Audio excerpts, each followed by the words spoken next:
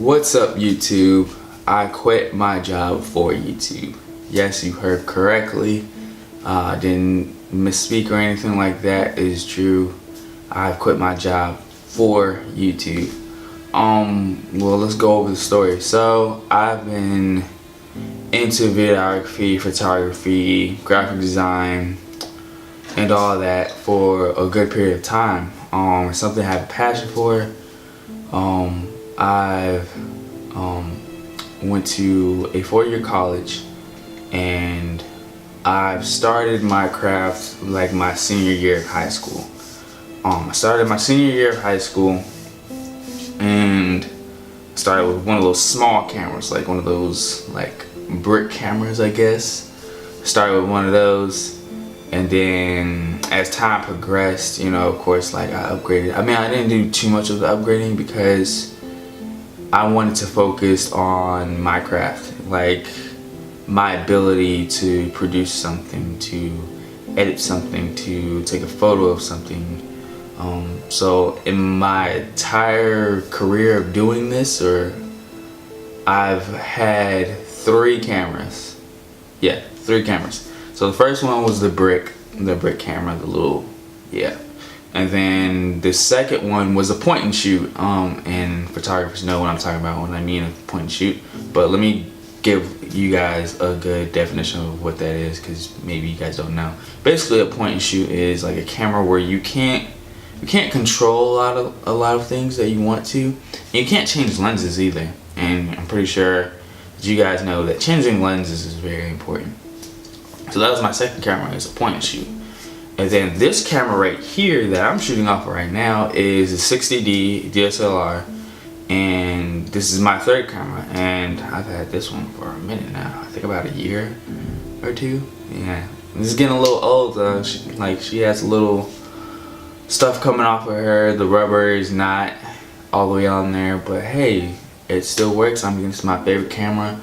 It's not that I don't have, you know, the finances to try to upgrade or anything. It's just, that's why I just stuck with it. I figured why change cameras, why upgrade cameras when I just want to know the importance of what I'm doing and understand my craft even better. Sorry about that. But yeah, let me turn my ringer off.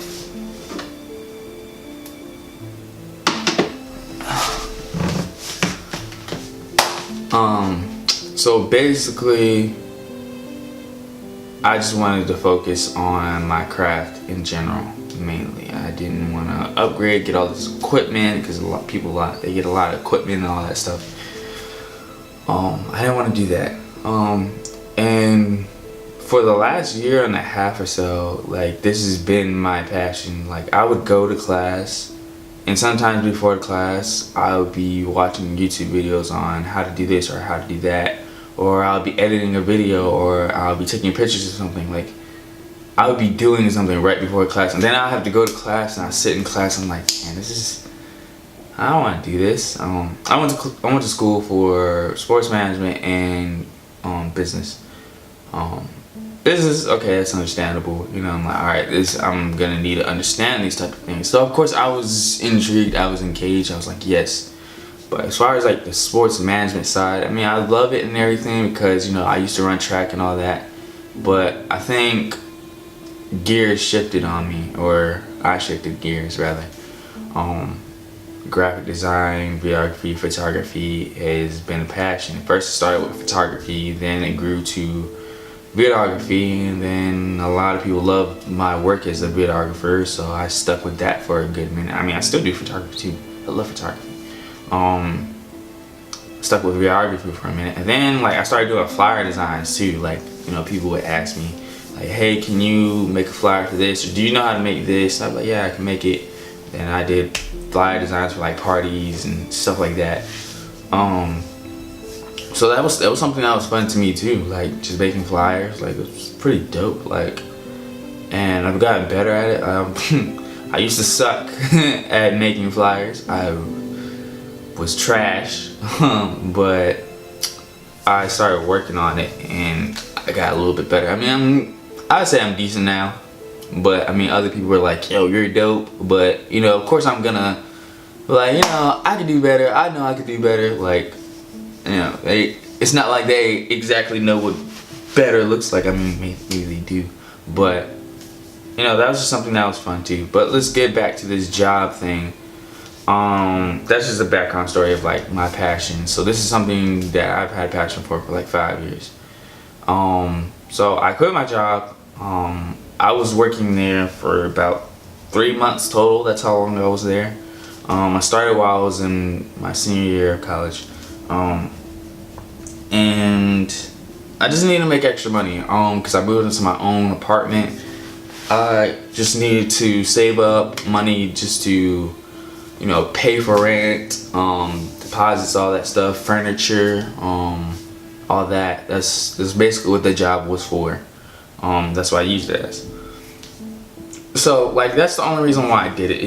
So it wasn't like it's a career. I want to be manager one day. Like no, I want to own my own business one day. Eventually, that's what I want to do. And at first, it started off pretty good. It was cool. I got paid weekly, so that was pretty nice. I get direct deposit every Wednesday or so, and it was nice. When I was doing it. But the thing about it was I would always have to be there late at night. And when you're in college, when you give your time up, it's a lot. And especially staying at work like late at night. Like when I tell you I get back probably like around 12, 1 o'clock sometimes. Like I would get back very late and then turn around and have to get up and go to class. Which I didn't mind doing for the time being, but my thing was like, why did we close so late? And turns to find out there's a certain procedure of how you close. I'm not going to disclose the name of where I work, but some people may already know what I'm talking about, so I'm not going to say it. But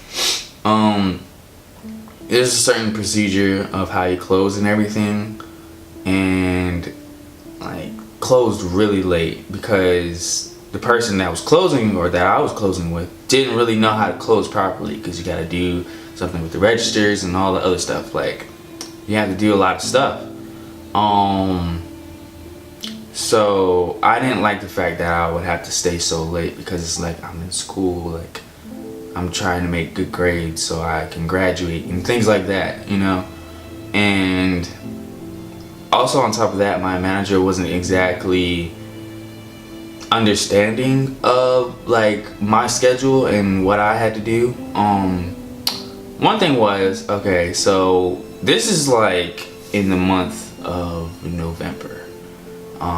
If you're a college student, exam week is like in December. That's when we have exam week.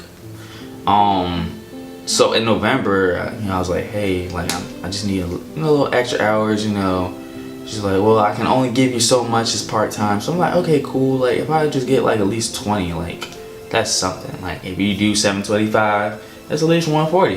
Like 140 a week, that's not bad.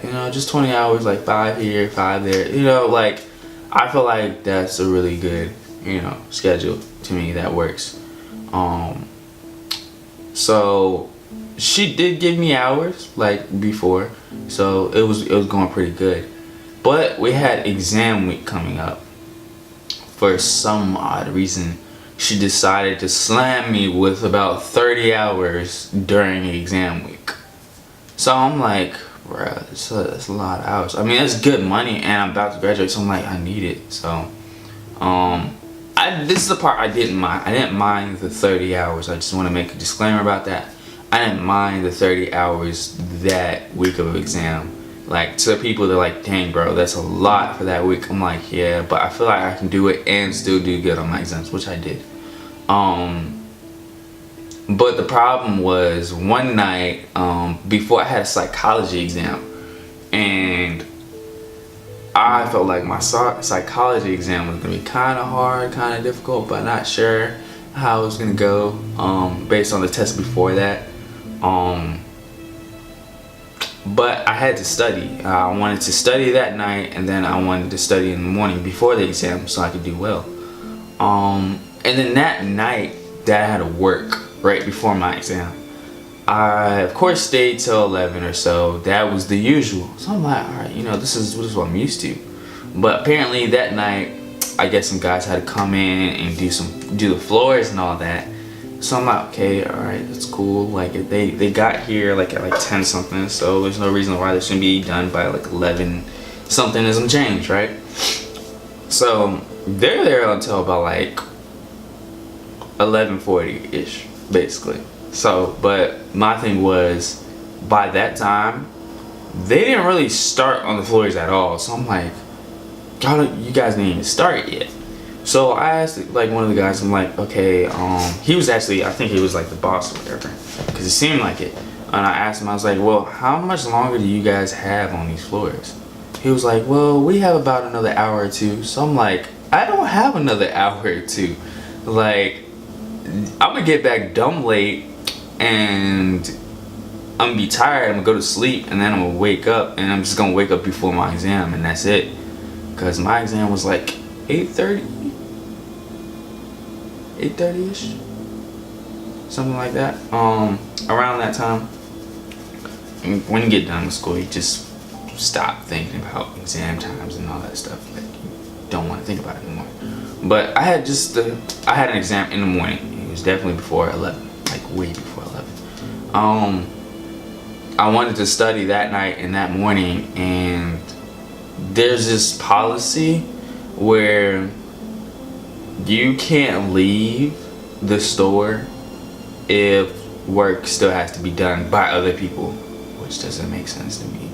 Like, if I'm done with what I'm doing and I have to go and I'm in school and I want to study and want to get things done, and my ride is like here, and that's the way I get back and everything because I don't have a car, why do I have to stay until they do their job? And they didn't even start doing their job when they got there. They were like flirting with my coworkers and all this other stuff. It was really like dumb, and I was just like, hey, I have an exam in the morning. I can't stay here late. Of course they're not gonna like want to hear that, so I don't even waste my time try to tell them that. They're not gonna care because I mean, like, they didn't go to college, so what's the point? So I went to my supervisor and I was like, hey, my ride is here, I have to go, I can't stay. And they're like, well, okay, let the manager know, send her a text, let her know that you're leaving. So I'm like, all right, fine, that's what I'm gonna do, because I can't stay. I have an exam in the morning. I told her that too, and I also told the manager too of the store that I have an exam that morning. That's why I had to leave at the time. So I left. I'm thinking everything's alright, so I'm like, well, okay, she understood, because she didn't reply back. So I took my exam and everything. I did pretty good. I made an A in class. And this is a crazy thing though. I went back to work and it was Monday, I believe, that I went back. Yeah. No, because I quit on Tuesday. I went back to work on Tuesday. I went to work on Tuesday, and as soon as I walked in, my supervisor was like, I need to talk to you. So I'm like, okay. I sit down and she's like, well, here's your write-up. And I'm like, okay, what am I being written up for? She's like, you weren't supposed to leave that night. And I was like, I had an exam in the morning. Do you not understand what I'm saying to you? And she was just like, well, your obligations are still to be here, and you have to be here, and da da da. So I'm like, I really, like, seriously, like, you're gonna write me up because I had to leave so I can go study for an exam? It's ridiculous. So that was strike one for me. That was strike one. Then like strike two, she tried to schedule me during church service time, and I was not with that. I was just like, that's something you shouldn't do. Like, I don't understand why you're not understanding of certain things you can't do. And it was like extremely messed up that she tried to schedule me like 30 hours the week of exam, but then the following week after I graduated and everything and I don't have any more classes, she gave me like about 8 hours. Like, okay, I've left school and I don't have any tests or anything to take or anything to do, and you want to give me like about 8 hours. Like, what? I told you after I graduate, you have more time to work with. Like, you can schedule me in the morning, you can schedule me at night. Like, you have a lot of freeway. Like, while I was in school, it's a little different. You can't schedule me during certain times, and you already knew this. But like after I graduated, it's just like, oh, I'm just giving these hours. Like, what? Are you not understanding what I'm saying? Like, I don't get it. So I was mad about the write-up. Anyways, going back to that, I was mad about the write-up. I was just like, this is stupid. And then I just went back to work, and one of my coworkers like, are you okay? Like, I was like, I don't know how much longer. This is to my supervisor. I told my supervisor, I said, I don't know how much longer I'm gonna be here, because I don't deserve this. I mean, it's just something I don't deserve. So I worked my day, and then at the end of the day, I was supposed to get off at 4. It rolled around 4:30. I don't know how that happened. People just not doing what they're supposed to do. It was about 4:30, and my ride was there, and I had to leave because I had to go somewhere else and be there before 5 because I wanted to handle something, like personal business. And I told my manager that as she's taking my drawer out and all that other stuff. And I was like, I have to go, my ride is here. Usually I just leave. Like, I just leave. Like, I'm allowed to leave. She's like, you're good to go. I understand you gotta do this, do that. She has done that in the past, but for some reason this time she would just not let me leave or something. It was really weird. She was like, you have to stay, I still have to, or we still have to do this and that, you have to stay. And the process of what she was referring to was like about 30 minutes or so, even longer. And I'm like, I can't just sit here and wait for that. I have to go. I was supposed to get off at 4. It's 4:30 now. I've clocked out, and you're trying to make me stay here. So basically, you're trying to make me stay there and not get paid for it.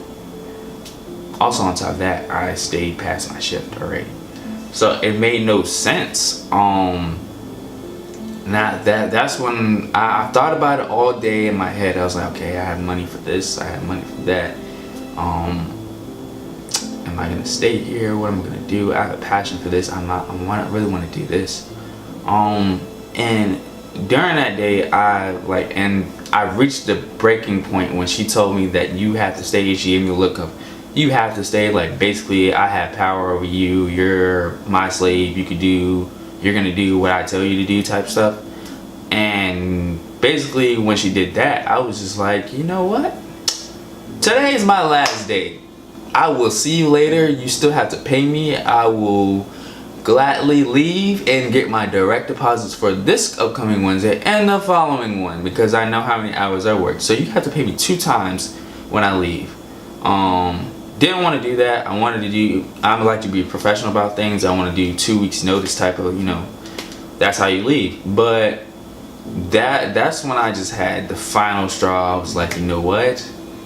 I'm gone. 2 weeks notice, out the window. I'm not doing it. I quit. I'll see you later.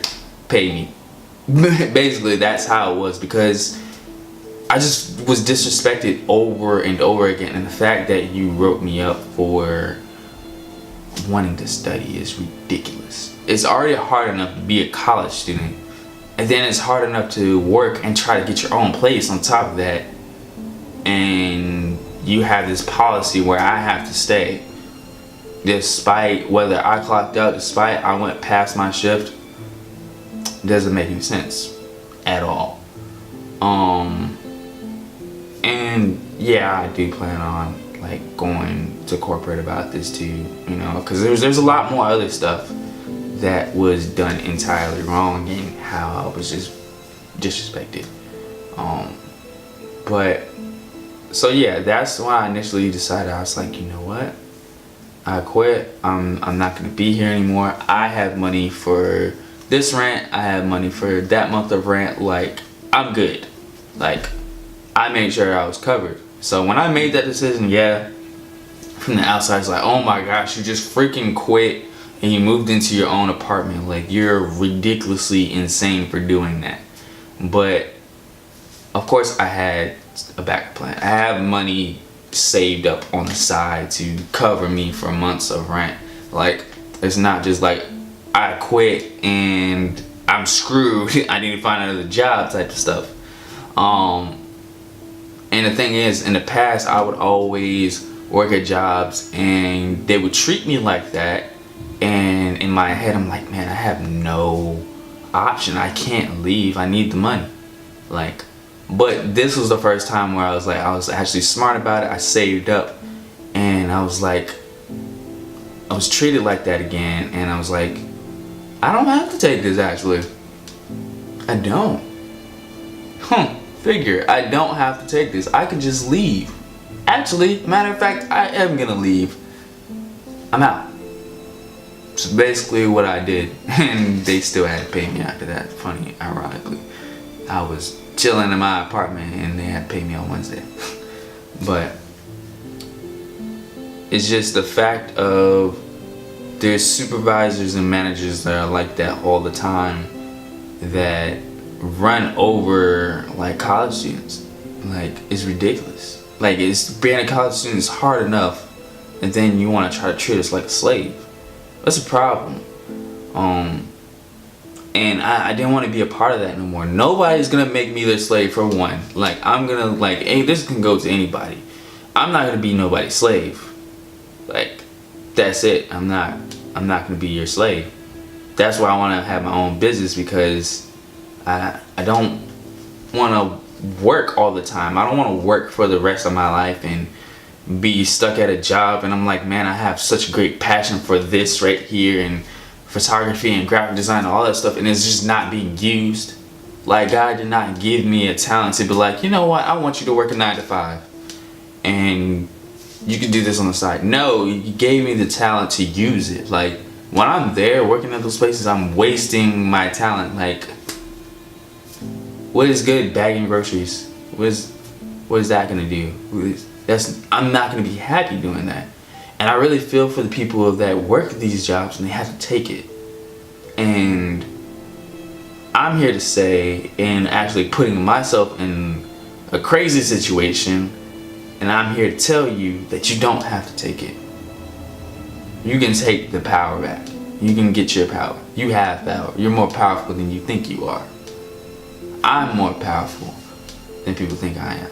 And I'm here to let people know that I'm serious about this. I'm actually a whole lot smarter than I appear.